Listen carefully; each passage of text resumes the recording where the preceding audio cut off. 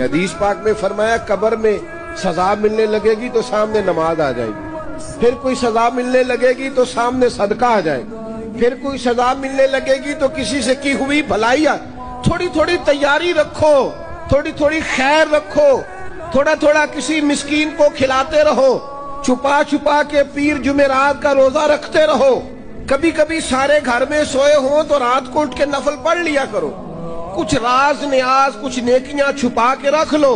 وہ بڑا کریم ہے، یہ جو چھپی ہوئی نیکیاں ہوتی ہیں ان پر بڑا ہی فضل فرماتا ہے، وہ بڑی مزیدار کام آ جائیں گی، ان کا بڑا نتیجہ نکلے گا، صبح قیامت بڑا اعزاز ملے گا، اللہ کے حضور پذیرائی ہے ان نیکیوں کی۔ اپنی آخرت کے لیے ان نیکیوں کو تیار کر کے رکھیں، اپنی بھی تیاری کرنی ہے، لیکن جو اپنے چلے جائیں نا ان کو بھولنا نہیں، وہ جو قبروں میں چلے گئے وہ ہمارے اپنے۔ کچھ قبریں نا بڑی شکایت کرتی ہیں، قبرستان جائیں تو قبریں شکایت کرتی ہیں کہ زمانہ گزر گیا ہے کوئی آیا نہیں۔ اپنے گاؤں میں اگر قبرستان کسی گاؤں میں ہے تو وہاں بھی فون کرو، بارشوں کے بعد ضرورت ہوتی ہے قبروں کا پتہ لینے کی۔ تھوڑی تھوڑی توجہ، جانے والوں کی قبروں پر جانا، ان کے لیے دعائے مغفرت کرنا۔ یہ ذرا حدیث پاک کی گہرائی دیکھنا کتنی ہے۔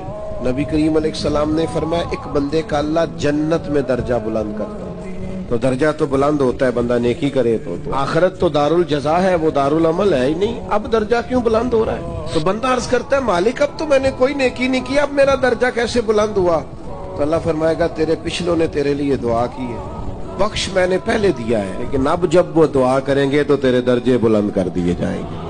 یہ جو ختم شریف ہے یہ ماہانہ یا سالانہ نہیں، یہ روزانہ، ہر روز کچھ نہ کچھ اصال ثواب، ہر روز دعائے مغفرت، ہر روز جانے والوں کو یاد کرنا۔ میں آپ سے ایک بات عرض کروں، مجھے آج تک کسی نے بلایا نہیں ختم کے لیے کہ میرے پردادا کا ختم ہے۔ آپ گئے کبھی کسی نے دعوت دی ہو پردادا جی کا ختم؟ بولو زیادہ سے زیادہ دادا، کوئی بڑی مشکل سے، ورنہ والد تک لوگ رہتے ہیں۔ کیوں بھول گئے ہم نسل نہیں ہے ان کی؟